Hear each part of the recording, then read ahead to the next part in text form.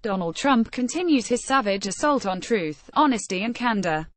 In 2 weeks' time, one of Trump's lawyers has been proven a liar for repeatedly claiming that Trump had not been involved at all in the drafting of the misleading statement that his son Donald Jr. issued about his now-infamous meeting with Russians in Trump Tower during the presidential campaign.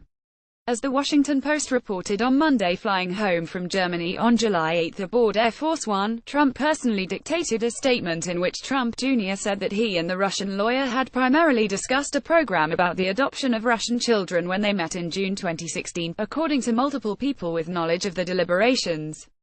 The statement, issued to the New York Times as it prepared an article, emphasized that the subject of the meeting was not a campaign issue at the time. Then on Tuesday, White House Press Secretary Sarah Huckabee Sanders confirmed that the elder Trump had played a role, saying the president weighed in, as any father would, based on the limited information that he had. In short, this whole line of defense that White House had maintained for weeks was a complete fairy tale, another blatant lie from the perpetual fountain of lies. During a 25th of July interview with the Wall Street Journal editor-in-chief Gerard Baker, Trump said of his debate speech at the Boy Scouts Jamboree, "I got a call from the head of the Boy Scouts saying it was the greatest speech that was ever made to them. The only problem is that, as Politico reported this week, the Boy Scouts of America, however, apologized to its members after the speech and then said on Wednesday that the organization was not aware of any calls between its leaders and Trump. On Monday, Trump said, as you know, the border was a tremendous problem and they're close to 80% stoppage.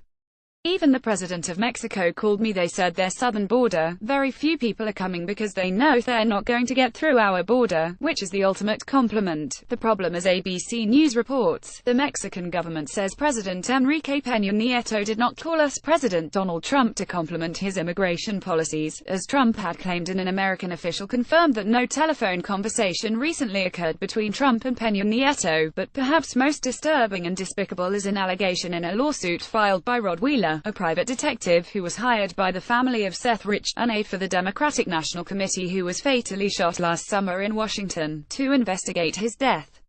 The claim is that the White House and a wealthy friend of Trump used Fox News to manufacture and promote a fake news story using this dead man's body, and ignoring his family's agony to shift the blame from Russia and help put to bed speculation that President Trump colluded with Russia in an attempt to influence the outcome of the presidential election. Wheeler is also a Fox News contributor. Fox published the article but was forced to retract it. According to the New York Times, the retracted article, citing law enforcement sources, said Rich had shared thousands of DNC emails with WikiLeaks, a theory that would undercut the assertions that Russia had interfered in the election on behalf of Trump. If this is true, it is the lowest of the low. It would implicate the White House in a most callous lie, and it would further make laughable the news in Fox News. All politicians try to manage news coverage and messages. They all try to put the most positive spin on things. They all are prone to hyperbole. But this is another thing altogether. It is separate, distinct and unique. We have never seen an occupant of the Oval Office who is actually allergic to the truth. We have never had an enemy of honesty. I keep coming back to the line because I believe everything else flows from it. If Trump had been upfront and candid about his and his cohorts' dealings with Russia, had not lied about President Barack Obama supposedly wiretapping phones in Trump Tower, had released his tax returns and not tried to make James Comey commit to some sort of oath of allegiance, maybe we would need a special counsel to investigate his campaign's Russia connections. If Trump hadn't lied about 3 million people voting illegally, we would be diverting resources to a ridiculous voter integrity commission. Maybe we could focus on the real problems: voter suppression and partisan gerrymandering.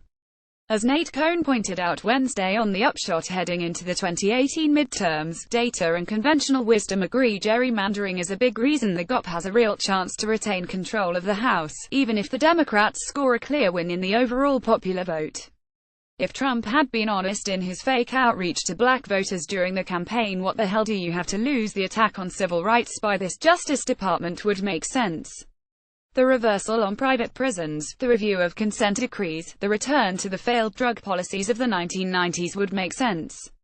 If Trump had been honest, the absolutely outrageous news reported by the New York Times this week would make sense. The Trump administration is preparing to redirect resources of the Justice Department's Civil Rights Division toward investigating and suing universities over affirmative action admissions policies deemed to discriminate against white applicants. According to a document obtained by the New York Times, the lies are the root of all this evil. It not only impedes normal functioning and normal processes, it has destroyed a common basis on which to operate. The presidency is being used as tool of degradation rather than uplift. Copyright 2017 New York Times News Service.